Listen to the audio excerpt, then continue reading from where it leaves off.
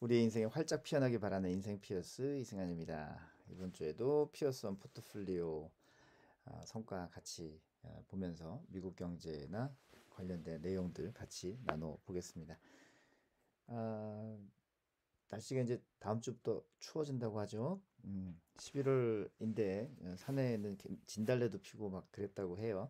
뭔가 어, 자연스럽지 않은 것들이 있는데 뭐 우리 입장에선 그게 자연스럽지 않은 것 같지만 또 자연이 큰 흐름에선 알아서 잘 하고 있는 거죠. 그게 또 자연스러운 것일지도 모릅니다. 이런 얘기를 꺼낸 이유는 분명히 증시가 또 안정적이 돼야 되는데 왜 아직 이런 상황이냐 이런 고민할 수 있죠. 마치 11월 말에 진달래가 왜 산에서 피느냐 이런 의아함을 갖는 것과 마찬가지로 알만한데 상식적으로 이해가 될 만한데 왜 이해가 되지 않는 현상이 있느냐일 수 있습니다. 그렇더라도 결국 겨울이 오는 것을 진달 한번 핀 것을 막지는 못하는 것이죠. 대세의 흐름은 큰 차이가 없을 수 있다. 중간중간에 변수들이나 재밌는 일들은 있을 수 있지만 자연은 그 시스템대로 잘 돌아가고 있는 것이다. 이렇게 받아들여 보려고 서두에 이런 얘기를 꺼내 보았습니다.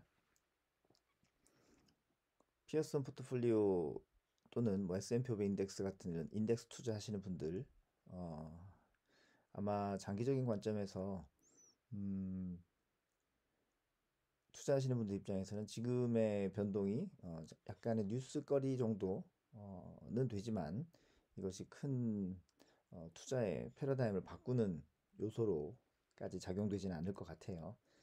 반대로 음, 짧은 기간을 보면서 증시가 왜 뭐 작년보다 많이 떨어졌느냐 이런 관점을 가지시는 분 입장에서는 즉 10년 이상의 관점보다는 1년 안쪽의 관점을 가지신 분들 입장이죠.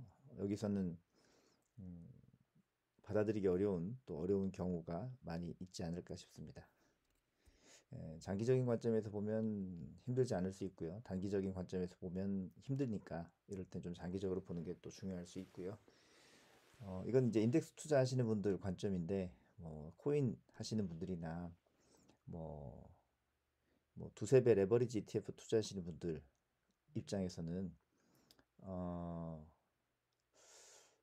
이 상황이 또 되게 어려우실 수 있습니다. 반대로 이 어려움이 그 반대 매매 같은 걸 통해서 수익을 내는 경우도 있으시잖아요. 그분들한테는 큰 기회가 될 수도 있겠죠. 그런데 반대 매매 같은 경우는 타이밍을 잘 봐야 되고요. 또 이제 저녁에 미국장이 열리니까 밤에 잠을 자지 못하는 또 안타까움도 있고요. 무엇보다 그렇게 잠 안 자고 타이밍을 잡는다고 했을 때 그 타이밍이 잘 잡히느냐, 그게 이제 인간의 영역이냐 신의 영역이냐라는 말도 한 번 더 생각을 해야 되는 상황이죠. 서두에 말씀드렸지만 진달래가 11월 말에 필 거라는 것을 누가 언제 예언을 할 수 있겠습니까? 그리고 그 진달래가 어느 정도 피었다가 끝날지 또 다른 진달래도 필지 이건 모르는 일이잖아요. 그래서 장기적으로 겨울을 기대하고 있는 11월 달이라는 것을 받아들이듯이 어, 장기적인 관점에서 인덱스 투자로 수익을 내는 것을 저는 좀 더 선호하는 편입니다. 저도 선물을 좀 해봤는데 실력이 좀 부족해서인지 많이 따지는 못했습니다. 그리고 일반적인 투자를 진행한다고 했을 때 내 투자의 중추를 담당하는 것은 선물을 가져가긴 좀 어렵지 않을까 싶어요. 특히 이걸 전업을 하지 않고 일상생활을 하면서 수익의 일부를 꾸준히 투자의 영역으로 옮겨 놓는 경우에는 매일매일 잠 안 자고 그러긴 어렵잖아요. 그래서 그럴 때는 뭐니 뭐니 해도 적절한 포트폴리오에 담아서 인덱스를 따라가는 것이 제일 무난하지 않는가 싶습니다. 다 아시는 얘기지만 그래도 한번 이렇게 얘기하는 것이 누군가에게는 또 마음을 다잡는 데 도움이 되지 않을까 싶어서 언급을 한번 해보았습니다. 네, 피어스원 성과 보겠습니다. 25일 날짜이고요. 25일 날짜가 사실 추수감사절이었죠. 미국에서 장이 열리지 않았는데 그렇더라도 한국에 이제 삼성증권에 나와 있는 제 자산 가치 그건 또 환율이 반영된 거잖아요. 그래서 그렇게 결과물을 기반으로 작성을 해 보았습니다. 투자를 시작한 지 751일 되었고요. 이 금액 가중 수익률은 자꾸 한 몇 주 동안 언급 안 하고 넘어갔는데 중간에 제가 돈을 한두 번 정도 더 넣었어요. 그래서 그것을 반영했을 때 수익률이고요. 그걸 넣지 않았을 때의 수익률이 이제 5.06%입니다. 기간이 751일이니까 2년간의 기간 동안에 이 정도면 지금처럼 장이 빠지는 상황에서도 많이 방어가 된 것 아닐까라는 긍정적인 관점으로 또 바라보고 있습니다. 역시 적절한 포트폴리오로 장기 투자하는 게 제일 낫지 않나 이런 확증 편향이 또 등장하게 되는 것 같네요. 환율은 0.55% 떨어졌고요. 지난주 대비 자산 가치도 떨어졌습니다. 환율의 영향이지 않을까 싶기도 하고요. 네, 미국 증시로 잠깐 넘어가서 또 보겠습니다. 지난주 마감일이 11월 18일, 만 일주일 동안 다우존스는 2.38% 인상이 되었어요. 올라갔습니다. S&P 500은 2.02%또 상승했고요. 나스닥은 뭐 엄청 올랐었기 때문에 거기서 더 안 오르고 0.75 정도 인상된 것 같습니다. 지난 23일에 미국에서는 FOMC가 있었죠. 거기에서 이제 대부분의 의견, 이 방향은 이제 뭐 인상 속도가 좀 적절하게 낮춰져야 되지 않느냐라는 의견이었습니다. 이런 내용이 시중에 나가니까 이제 금리 추가 인상 없냐, 뭐 좀 줄어드느냐, 뭐 시장 친화적으로 좀 바뀌느냐라는 해석들 때문에 투자하시는 분들이 되게 또 신나하실 수 있는 요소가 되었죠. 블룸버그 이코노믹스에서는 FOMC 회의록이 거기에 의하면 위원회가 놀라울 정도로 비둘기파적인 입장을 보여주었다라고 해석을 했어요. 그래서 연준 내에서 금리 인상 속도를 늦추는 데에 대한 합의가 있지 않느냐 이렇게 파악을 했습니다.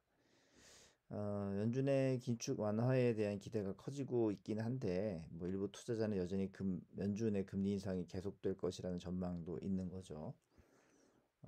최종 금리 수준이 당초 예상이 이제 4나 4.25 정도였는데 그거보다 높은 5나 5.25 정도로 될 가능성이 좀 더 굳어지고 있는데 지난 단이 아니고 지난주 죄송합니다. 지난주 7% 정도 올라갈 수도 있다. 금리를 7%까지도 올려야 된다는 연준 회원 중에 한 사람의 언급 때문에 시장이 엄청 놀랐었죠. 근데 뭐 FOMC 회의를 거치면서 그 두려움이 많이 완화가 된 것 같습니다. 지금의 금리 인상은 너무나들 잘 아시겠지만 이 인플레이션을 잡기 위한 거였잖아요.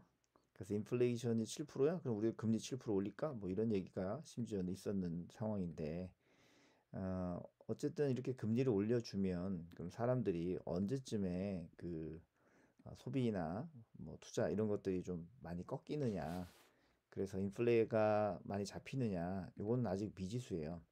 이번 주에 금리 올렸다고 바로 소비가 바뀌거나 그러지는 않는 거죠. 요 두 가지의 시차가 있는 것이죠. 그래서 당장의 금리 인상이 똑 하고 뭐 멈추는 것은 아니겠지만 얼마 정도 더 연장이 되지 않겠느냐 뭐라고 보고 있습니다. 그 관련돼서 CME에 있는 페드워치 여기서는 12월에 0.5% 그리고 이제 내년으로 갔을 때 이 0.5, 0.25 이렇게 금리 인상의 속도를 좀 낮춰 나가지 않겠느냐 이렇게 예상하고 있는 거죠. 이대로 되면은 내년 3월 정도가 3월 정도까지가 가장 시장에 돈이 없는 시기가 될 것 같고요. 그동안은 실물 경제에서 자금에 대한 자금 회전에 대한 어려움을 좀 겪기는 해야 될 것 같습니다.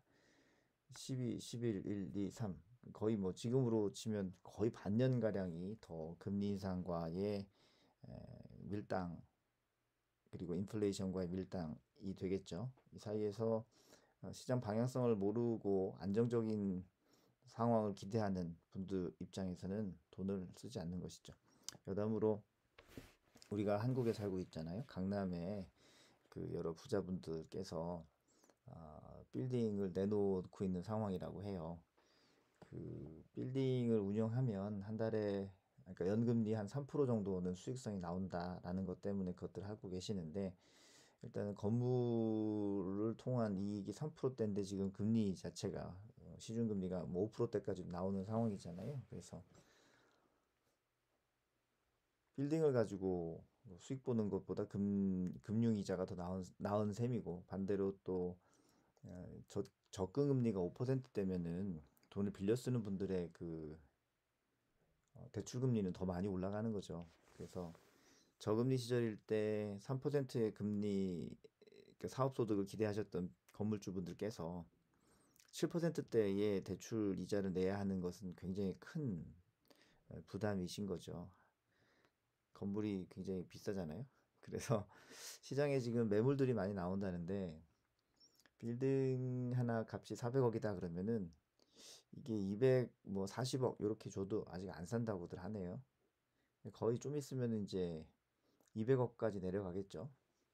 그럼 400억짜리 빌딩이 200억이 되는 기적을 우리가 주변에서 만나야 되는데, 그분들은 손해보고 파는 입장이니까 소비가 좀 더 많이 줄겠고, 또 그러한 빌딩들을 팔지 못했을 경우 경매 등의 처리가 될 수도 있잖아요. 그러니까 그만큼의 손실을 투자하신 분들, 건물이나 이런 투자하신 분들이 바로 받아내야 되는 부분이기 때문에 그 빌딩에 있는 많은 뭐 입주자들이라든가 그 빌딩에서 일을 하고 있는 근로자들이라든가 이런 분들의 자금난도 같이 발생하게 되겠죠. 그래서 앞으로 6개월 동안은 미국 금리가 계속 올라가면서 시장에 돈을 좀 이렇게 돈줄을 죄게 될 거고, 또 그로 인해서 지금도 진행되고 있는 시중의 그 자금난도 심화될 거고, 그래서 시중의 의견으로는 뭐 맞는 것은 아닐 겁니다.